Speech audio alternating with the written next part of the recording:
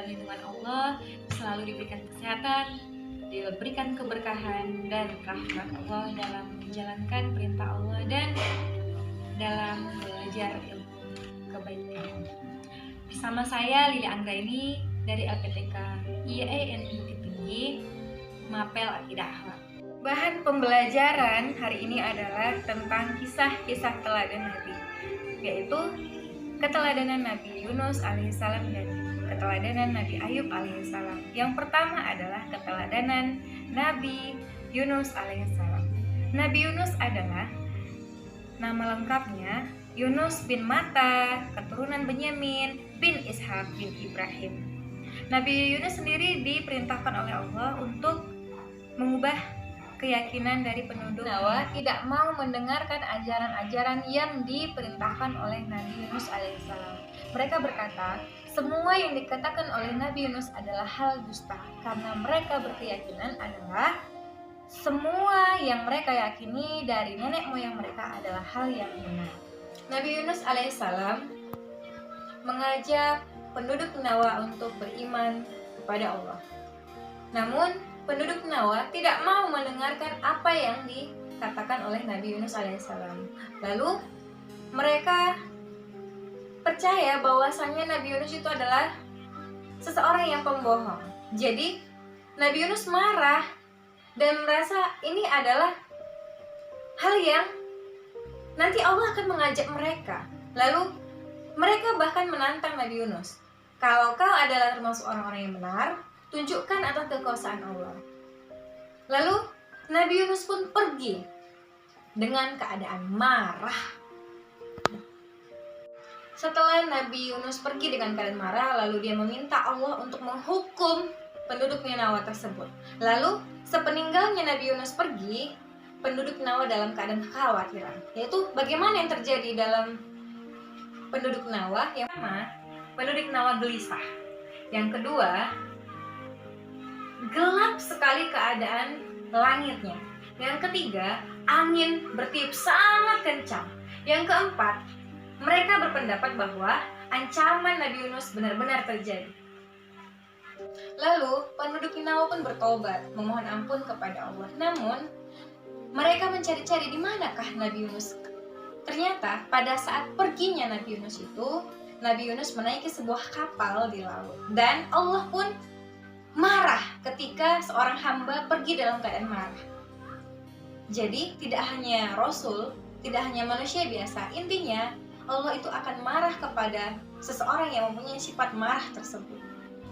Dan yang setelah Nabi Yunus naik ke kapal, di situ terjadi angin yang sangat kencang, badai di laut. Jadi nahkoda kapalnya menyarankan untuk membuang semuanya barang-barang yang ada di kapal.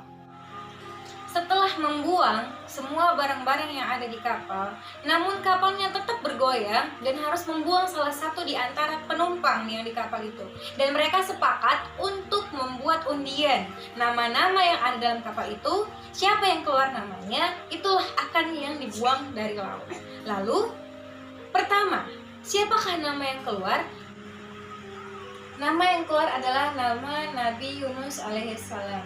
Dan mereka juga beranggapan tidak mungkin seorang hamba yang mulia untuk dibuang ke laut. Lalu mereka bersepakat untuk putaran kedua. Dan siapakah nama yang keluar juga kembali adalah Nabi Yunus alaihissalam. Kembali, mereka tidak mungkin untuk membuangnya. Lalu ketiga kalinya tetaplah nama Nabi Yunus alaihissalam yang keluar. Apa kata Nabi Yunus? Bahwasanya mungkin ini adalah ketentuan Allah dan dia harus melakukannya. Setelah 3 kali nama Nabi Yunus keluar, lalu Nabi Yunus pun menjatuhkan dirinya ke laut. Dan apakah yang terjadi? Nabi Yunus alaihissalam ditelan oleh ikan paus yang bernama Nun. Seperti ini gambar kira-kira ikan pausnya.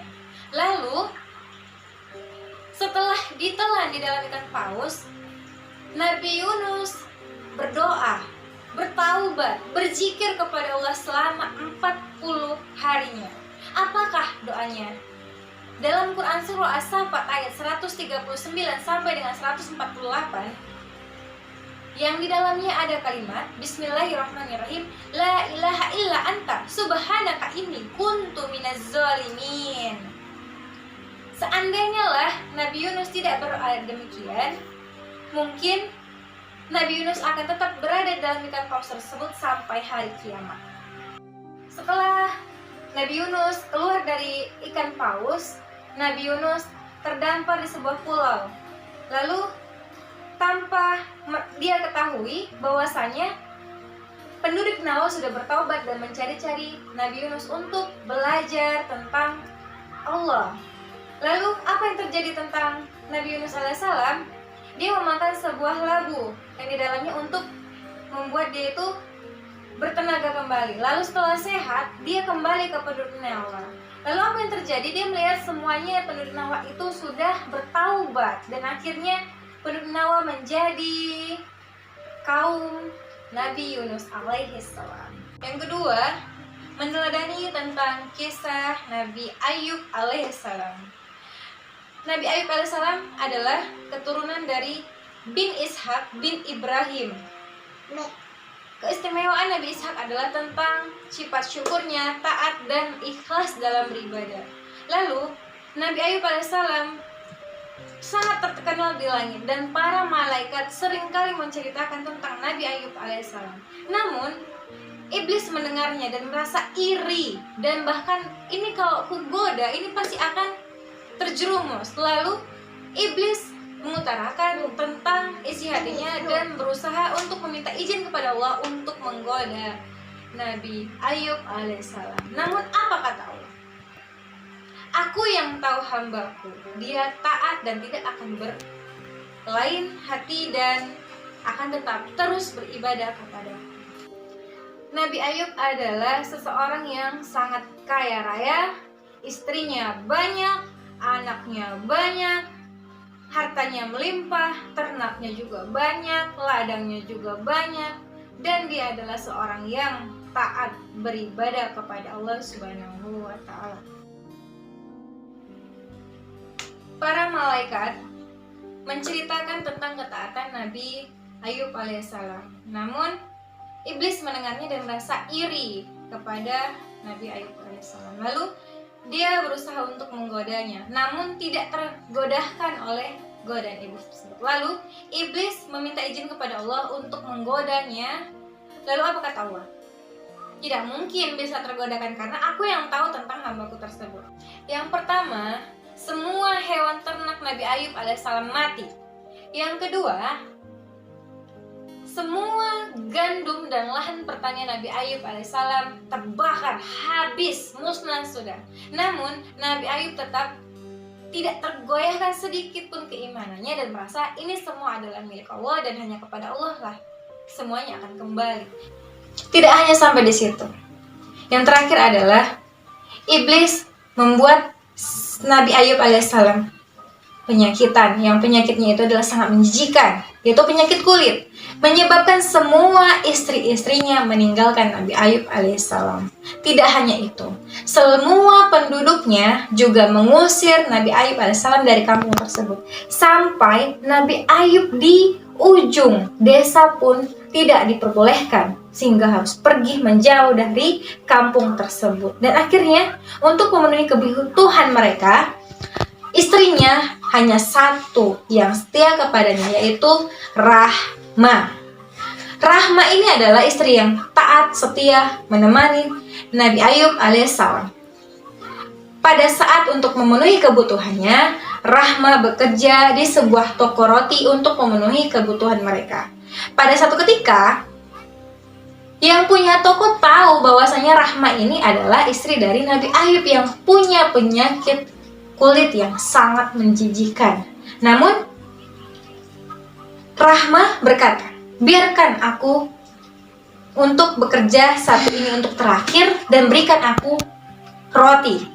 Namun pemilik roti tersebut mengatakan, untuk menggantikan roti yang kamu ambil, potonglah rambutmu.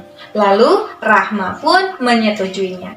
Sampai dengan Rahma pulang ke rumah, Nabi Ayub alaihissalam tahu bahwasanya rambutnya sudah dipotong dan Nabi Ayub marah. Namun apa yang terjadi pada Rahma? Rahma pun merasa saya sudah setia, saya sudah berusaha untuk kehidupan Nabi Ayub, namun kenapa dia marah? Akhirnya Rahma pun pergi meninggalkannya. Sepeninggalnya Rahma dari Nabi Ayub, Ayub pun berdoa kepada Allah untuk sembuhan dia, lalu memukulkan tongkatnya ke tanah dan air keluar, dan itu merubah dirinya menjadi bersih, sembuh, dan bahkan lebih tampan dari sebelumnya. Dan Rahma pun ketika pergi, dia merasa, aduh, sepertinya saya tidak tega, dan akhirnya kembali kepada Nabi Ayub alaihissalam. Ketika dia kembali, dia terkejut. Siapakah laki-laki ini? Ternyata itu adalah suaminya, dan mereka pun kembali. Namun untuk sebelum Rahma kembali, Nabi Ayub, kalau nanti kamu kembali akan kupukul, katanya. Jadi untuk memenuhi janjinya, dipukullah dengan sangat ringan. Kesimpulan dari kisah-kisah teladan dari Nabi Ayub dan Nabi Yunus alaihissalam adalah kita dianjurkan untuk memiliki sikap sabar, bersyukur, tawakal, taat, dan bersikap baik lainnya. Dan hikmah selanjutnya adalah sesungguhnya di balik semua kejadian yang kita lakukan adalah memang itu adalah kehendak Allah dan akan memberikan terbaik buat kita.